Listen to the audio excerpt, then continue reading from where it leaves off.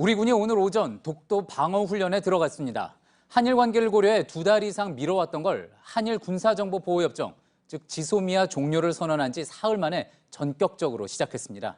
이번 훈련엔 역대 최대 규모의 병력과 장비가 투입됐습니다. 일본은 당장 외교 경로를 통해 독도가 자신들 고유 영토라는 억지 주장과 함께 훈련 중지를 요청해왔습니다. 먼저 신진 기자 리포트 보시고 도쿄 현지 연결해 보겠습니다. 세종대왕함이 독도 앞바다를 항해합니다.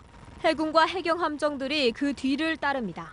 헬기에 탄 육군 특전사대원들은 울릉도에 착륙할 준비를 합니다.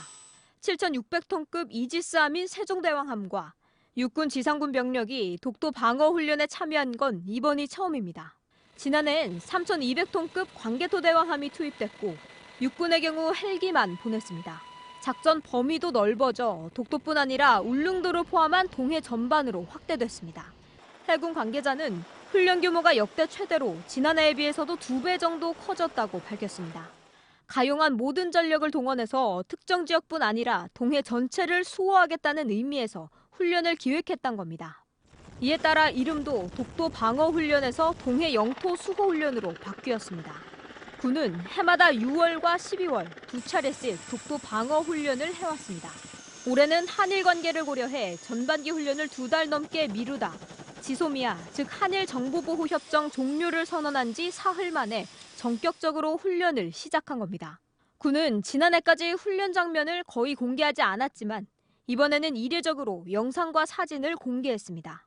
하지만 청와대는 매년 이뤄진 훈련으로 특정 국가를 상정하고 실시하는 것은 아니며 기상 상황이 훈련 날짜에 영향을 미쳤다고만 밝혔습니다. JTBC 신진입니다. 앞서 독도 방어 훈련과 관련해 도쿄 현지 연결해서 좀 더 자세한 소식 전해드리려고 했는데 연결 상태가 고르지 못했습니다. 지금 다시 연결을 해보겠습니다. 윤서령 특파원. 일본이 이제 동해 훈련을 중지해달라고 요청을 했는데 외교 경로를 통해서 요청을 해온 거죠? 네, 그렇습니다. 일본 외무성이 오늘 주일 한국 대사관 등을 통해서 동해 영토 수호 훈련에 대해 항의했습니다. 일본 측은 독도가 일본 고유의 영토라는 억지 주장을 펼치면서 훈련 중단을 요청했는데요. 우리 외교부는 이 같은 주장을 일축하고 일본의 부당한 주장에 대해서는 앞으로도 단호히 대응하겠다고 밝혔습니다. 예. 사흘 전이었습니다. 한국 정부가 지소미아 종료를 선언했을 때 일본 정부가 강하게 반발을 했는데 당시에 아베 총리가 뭐라고 말했는지 좀 더 구체적인 내용이 알려졌다고 하죠? 네, 산케이 신문에 따르면 우리 정부가 지소미아 결정을 내린 11일 밤 아베 총리는 미국의 요청에도 불구하고 파기했다. 한국이 선을 넘었다고 말했습니다. 다만 당일에는 아베 총리가 대외적으로 발언을 하는 것이 오히려 한국 측에 도움이 된다고 판단해서 이런 발언을 언론에 직접 하지는 않았다는 겁니다. 그래서인지 고노 외상도 다음 날부터는 반응을 자제하고 있는데요. 미국이 비판적인 자세를 취하고 있는 만큼 자신들은 냉정한 모습을 보이는 쪽으로 전략을 선회한 것으로 보입니다. 예. 그리고 오늘 오후에 아베 총리가 미국 트럼프 대통령과 정상회담을 했습니다.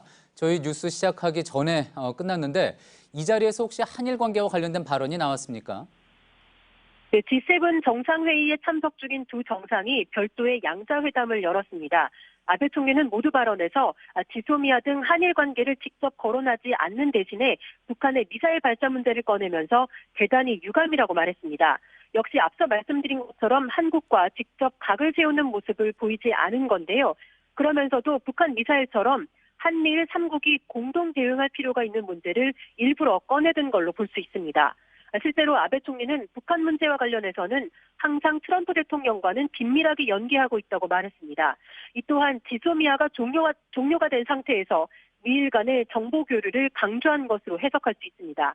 한편 트럼프 대통령은 북한 단거리 탄도미사일은 문제시하지 않는다는 입장을 재차 밝히면서도 일본 총리의 기본을 잘 이해한다고 말한 것으로 전해졌습니다. 예, 도쿄에서 윤서령 특파원이었습니다.